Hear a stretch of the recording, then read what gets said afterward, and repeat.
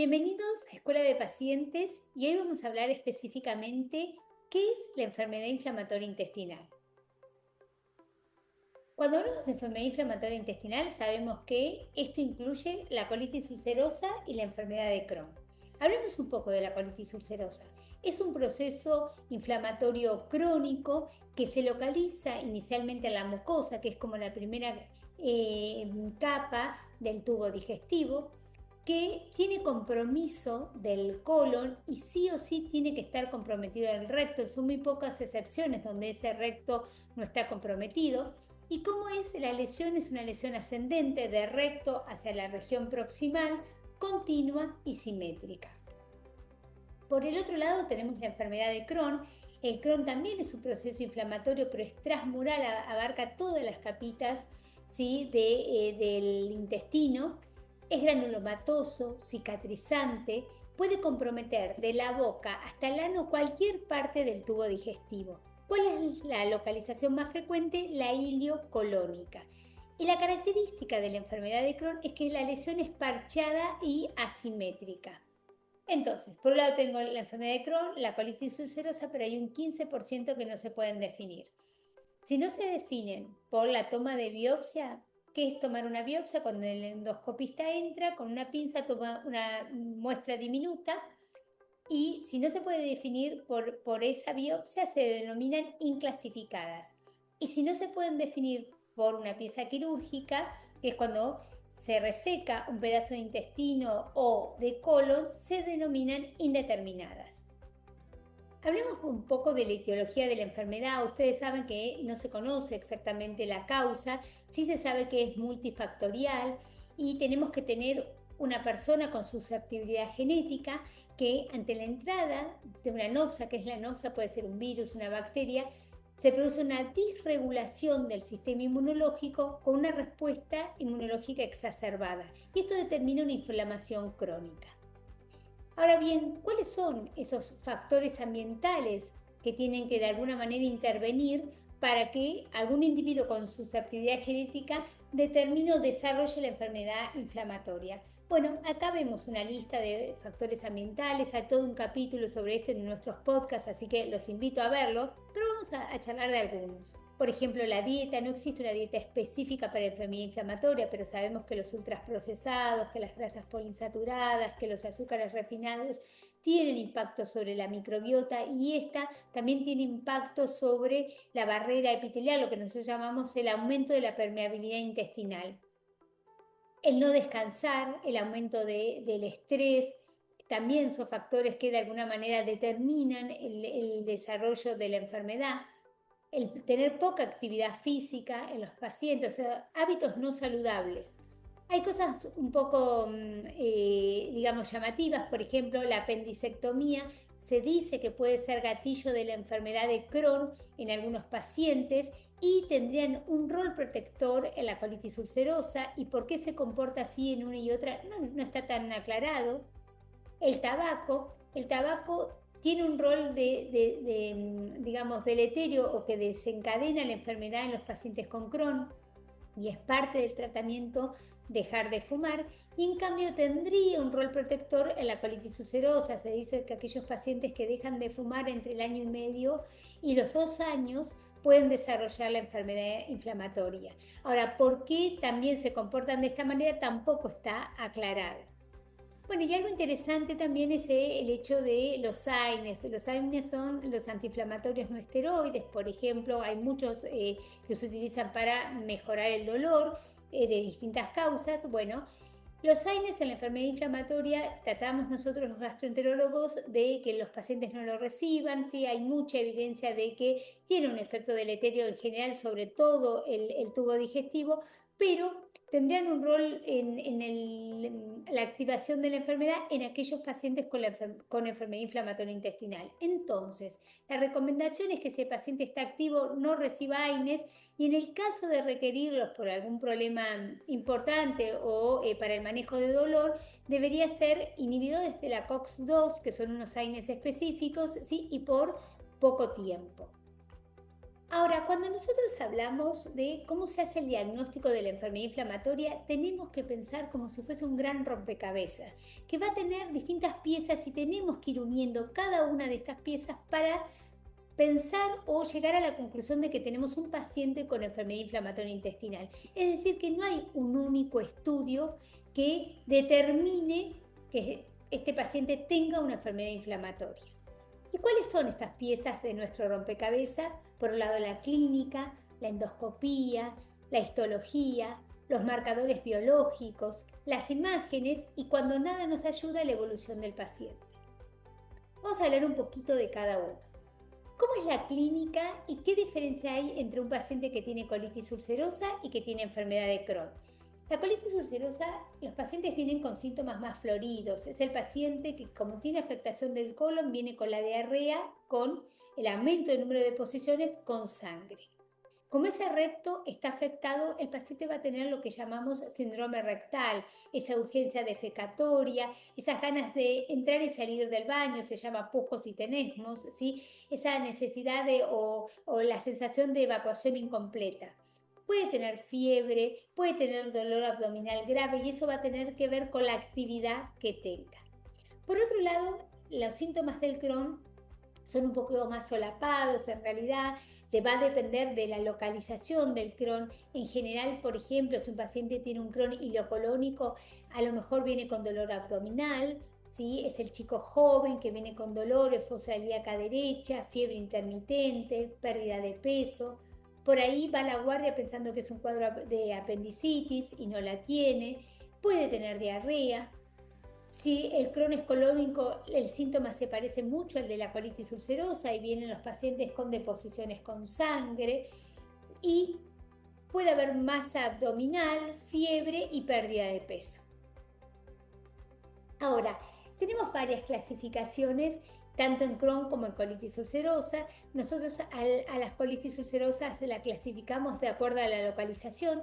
Si solo está afectado el recto, la llamamos proctitis. Si tiene afectación hasta el ángulo esplénico, la llamamos colitis izquierdas. Y si supera el ángulo esplénico, la llamamos colitis extensa.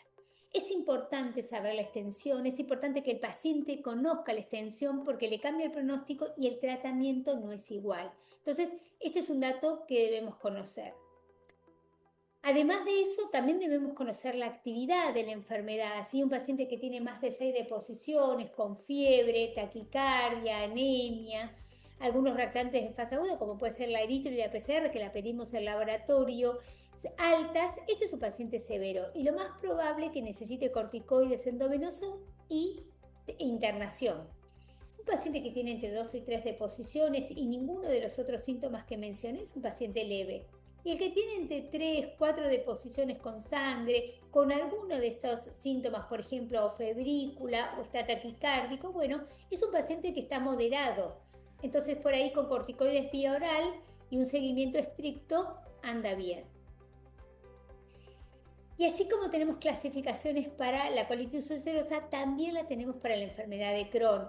Sí, lo importante de esto es saber que nosotros a los pacientes con Crohn los clasificamos de acuerdo a la edad de comienzo de la enfermedad, a la localización, si el Crohn es de ilion, si es colónico, si es iliocolónico o afecta otra parte del tubo digestivo más alta, y el comportamiento, si estamos frente a un Crohn inflamatorio, si estamos frente a un Crohn estenosante o si el paciente tiene un Crohn fistulizante. Y a cualquiera de estos comportamientos se le agrega o no el compromiso perianal. Las fístulas perianales que no lo tienen, es muy bajo el porcentaje de pacientes que tienen compromiso perianal. Ahora, parte de este rompecabezas, además de la clínica, es la endoscopía. Tengo que tener un paciente que tiene síntomas, pero además eso se tiene que corroborar con una imagen endoscópica. Por lo tanto, la endoscopía es un método esencial para el diagnóstico que me determina qué actividad tiene el paciente, qué extensión tiene esta enfermedad, me permite tomar biopsias. Y es sumamente importante la primera endoscopía que se hace para el paciente porque nunca ha recibido tratamientos. Entonces, tener endoscopías con toda esta información es sumamente importante y que el endoscopista de alguna manera esté entrenado en la enfermedad inflamatoria. Y vamos a ver un poquito qué imágenes se ven y qué diferencia hay entre una endoscopía con una colitis ulcerosa y con enfermedad de Crohn. Simplemente mostrarles que las úlceras de la colitis ulcerosa no se parecen a las úlceras de Crohn. En la lesión en la colitis ulcerosa, recuerden que lo primero que dijimos que era una lesión simétrica, que ambas paredes, derecha e izquierda, van a estar comprometidas, que ni bien entra el endoscopista, el recto está comprometido y la lesión va progresando, que las úlceras pueden ser superficiales, profundas, pero siempre la mucosa va a estar comprometida en forma difusa, no parchada, como en la enfermedad de Crohn. Obviamente que tenemos scores para determinar cuál es la severidad, el score de Mayos, el U6, son scores que se utilizan para evaluar severidad y de alguna manera hablar todos del mismo lenguaje, ¿no?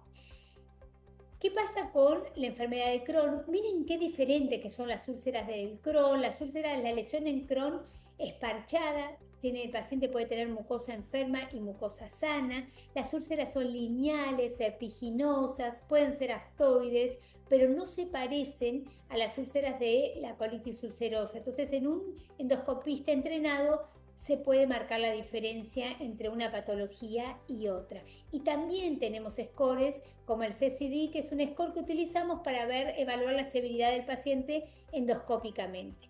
Es fundamental que siempre que se hace una endoscopía en un paciente con enfermedad inflamatoria se tomen biopsias. ¿Por qué? Porque es la otra patita y la otra pieza de este rompecabezas que me marca si estoy frente o no a un paciente con enfermedad inflamatoria en caso de que no tenga diagnóstico. Y simplemente de la histología, saber qué es la histología, es la muestra que uno toma cuando el endoscopista hace el procedimiento, ¿sí? Con una pequeña pinza toma una muestra diminuta, ¿sí? Otra forma de ver la histología es cuando el paciente entra a quirófano por algún motivo y se le reseca una partecita de intestino delgado o de colon, también eso se ve bajo el microscopio.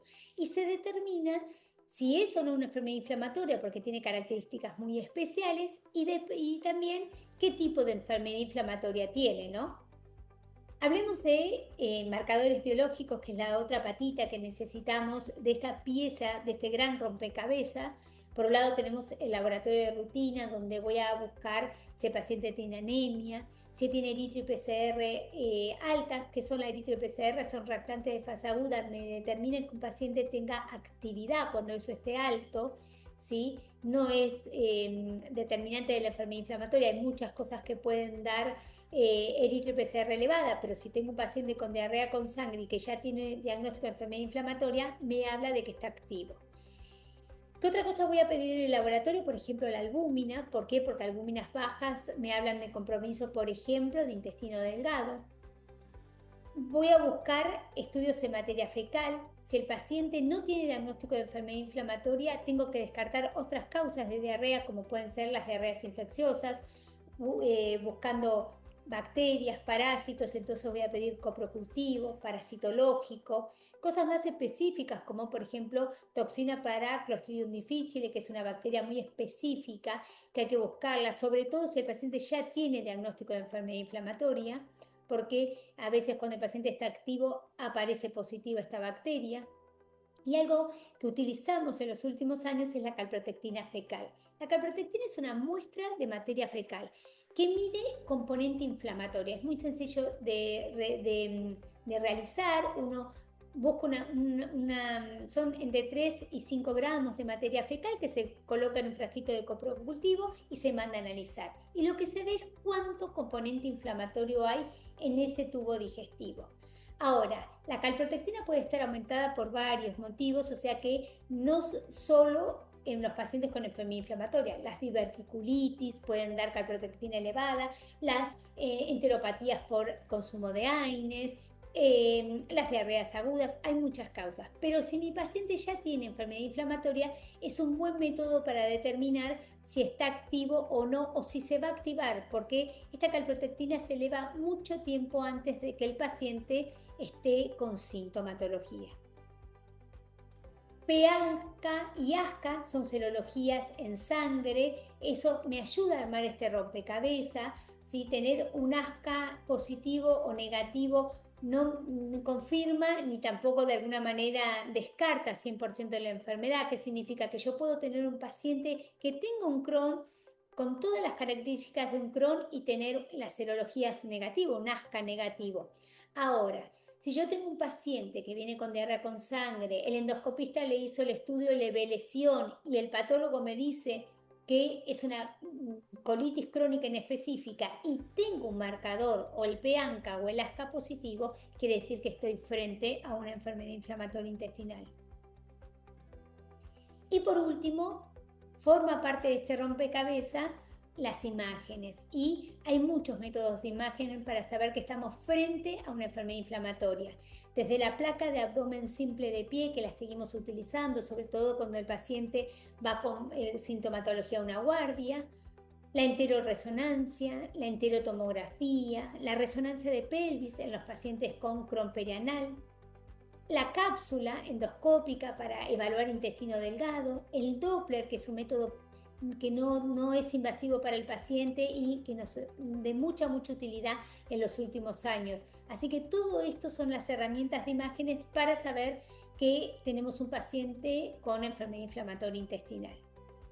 Así que para terminar esta cápsula, decirles que hay que ir armando pieza por pieza de este rompecabezas y que no hay una única pieza que sea el gol estándar para decir que estamos frente a una enfermedad inflamatoria intestinal. Simplemente acudir temprano ante algún síntoma, ¿sí? Pensar que si un paciente tiene diarrea de más de 4 semanas de evolución, que es una diarrea crónica, merece una atención especial, e ir armando pieza por pieza para saber que estamos frente a un paciente con enfermedad inflamatoria intestinal. Y por último, agradecerle a nuestros sponsors que hacen posible esta escuela de pacientes. Así que nada, espero comentarios y estamos acá para ustedes.